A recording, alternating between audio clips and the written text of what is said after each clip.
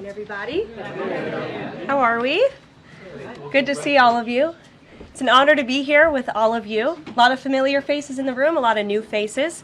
And President Trump is back, and the golden age of America has most definitely begun.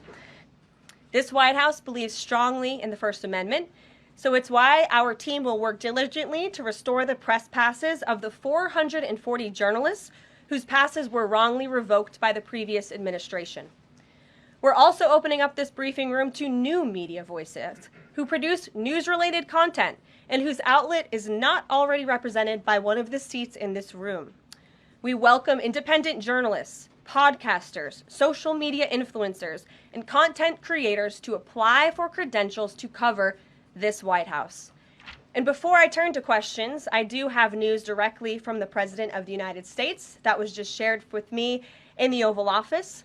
From President Trump directly, an update on the New Jersey drones.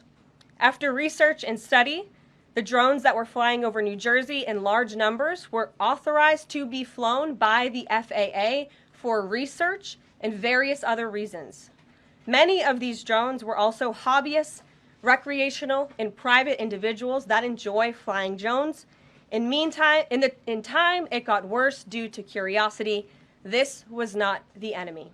Peter. Very quickly, just following up on the question on immigration first. President Trump, during the course of the campaign in 2024, said the following about illegal immigration. He said, "They're going back home where they belong, and we start with the criminals. There are many, many criminals." NBC News has learned that ICE arrested 1,179 undocumented immigrants on Sunday, but nearly half of them, 566 of the migrants, appear to have no prior criminal record besides entering the country illegally. Is the president still focused exclusively, which is a civil crime, it's not criminal? It's a federal crime.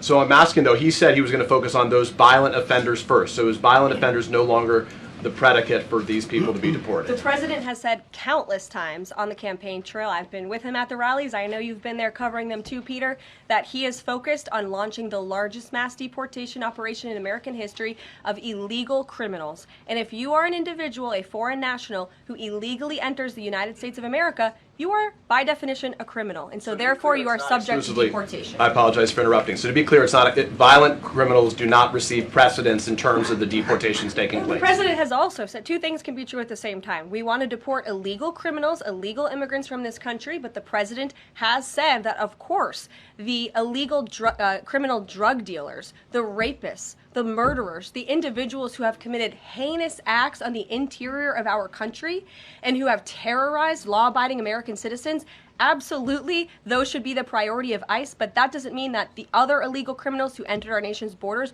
are off the table. Caroline, on immigration, of the 3,500 arrests ICE has made so far since President Trump came back into office, can you just tell us the numbers? How many have a criminal record versus those who are just in the country illegally? All of them, because they illegally broke our nation's laws, and therefore they are criminals as far as this administration goes. I know the last administration didn't see it that way, so it's a big culture shift in our nation to view someone who breaks our immigration laws as a criminal, but that's exactly what they are. Christian Daytop. Thanks, Caroline.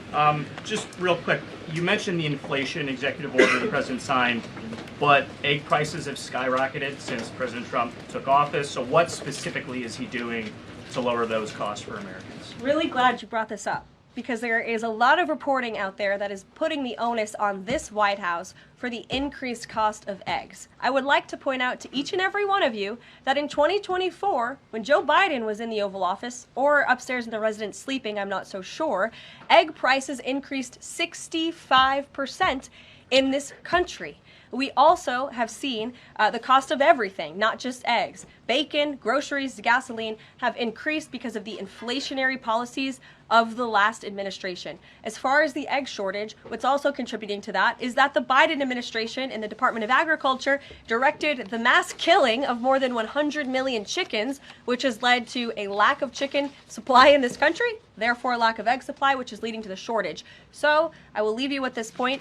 This is an example of why it's so incredibly important that the Senate moves swiftly to confirm all of President Trump's nominees, including his nominee for the United States Department of Agriculture, Brooke Rollins, who is already speaking with Kevin Hassett, who's leading the economic team here at the White House, on how we can address the egg shortage in this country. As for costs, I laid out the plethora of ways that President Trump has addressed saving costs for the American people over the past week. He looks forward to continuing to doing that in the days ahead.